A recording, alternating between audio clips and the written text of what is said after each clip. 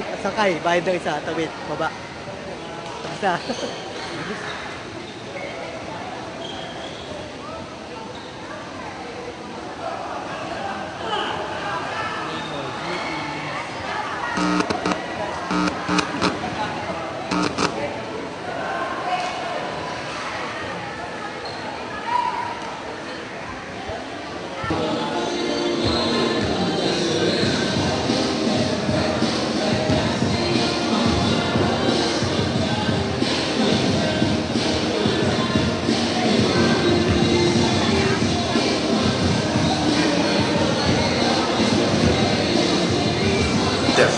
We're about to begin.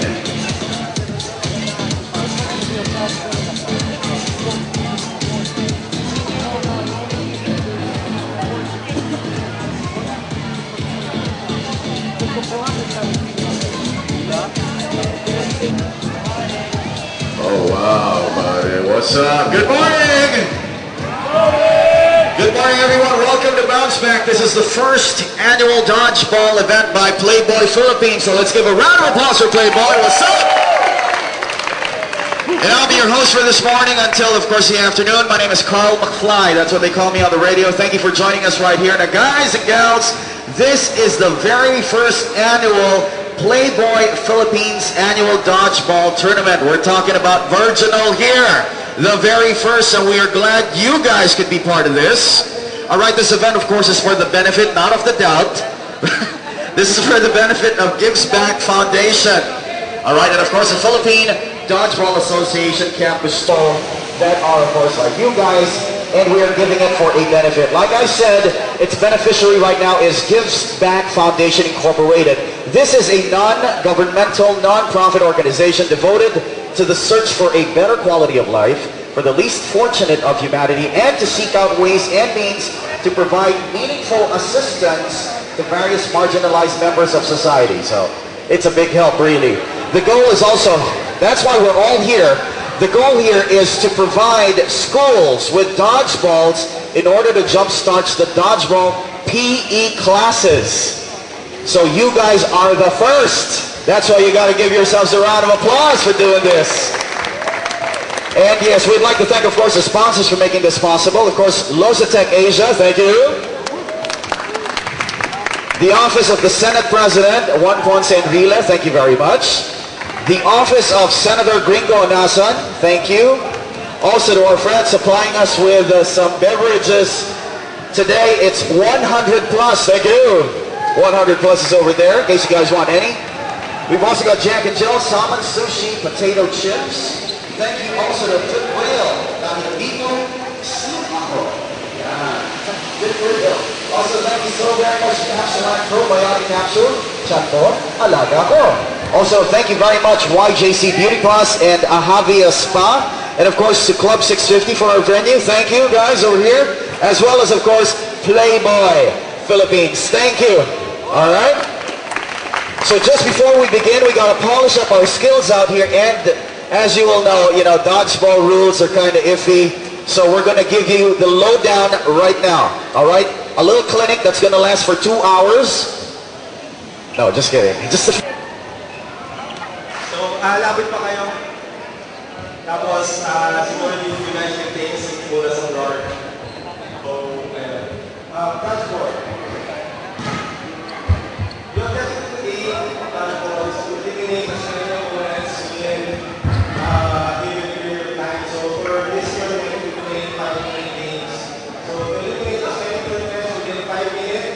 By doing two things. One is to hit the opponent with the ball. For example, Carl is my opponent. Okay, hit with the ball, is out. And then another way to eliminate your opponent is to maybe catch the ball or throw by your opponent. Okay, so if you catch the ball from your opponent, it's your opponent who is out. It's enough for that ball. So the game starts with, so yeah, we'll have 6 players from each team standing behind the white line. You see the white line there? Okay, so we'll start the game. Your team should be standing behind the white line, 6 players only, the rest outside. Our referee, Roel. Palapan. Okay. Smile naman dyan. Oh.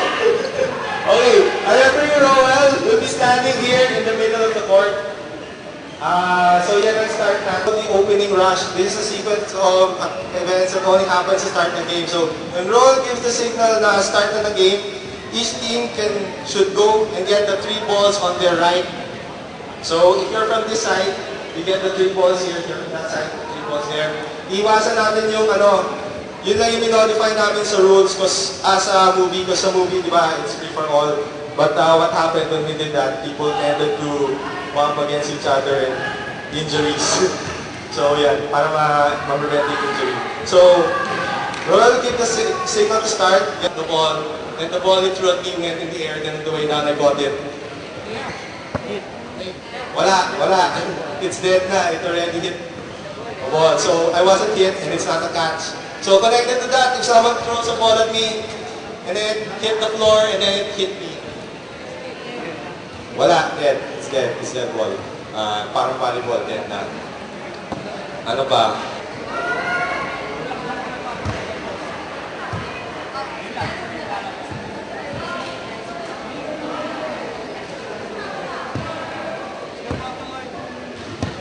Okay, let's have the teams behind the lines right now. Let's begin the first practice game.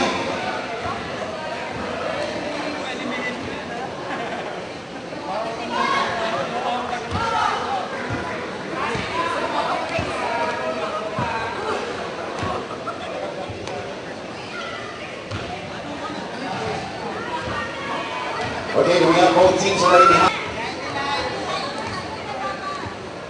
Okay, both teams. Watch the referee. This is your signal to start. Stay behind the lines first. Hindi ako nakukunan. Hindi ako nakikita. Oo, behind the line muna ang start. Yan. Sige. Then, pag dito ni Roel, get the 3 balls on your right. 3 balls on the right, ha? And you have to bring it behind the back line to activate the ball. Okay guys, are you ready? Okay, playmate! Are you ready?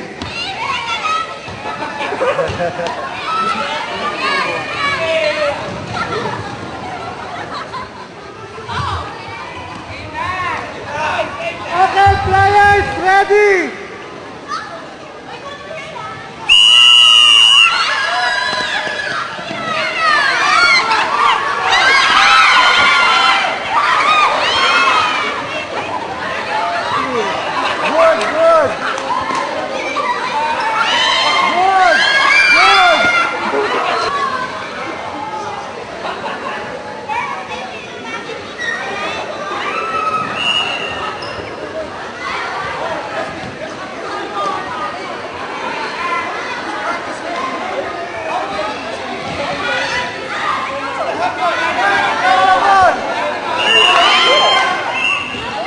Okay, nasala yung bola.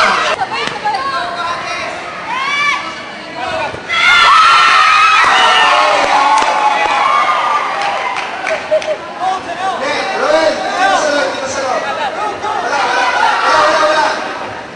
Wala.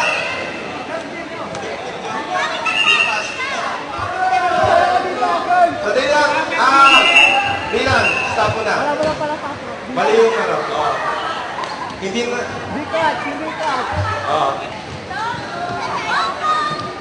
Again, we would like to request those who are watching on the sidelines, if you could sit down, please, so the others at the back can see. Thank you.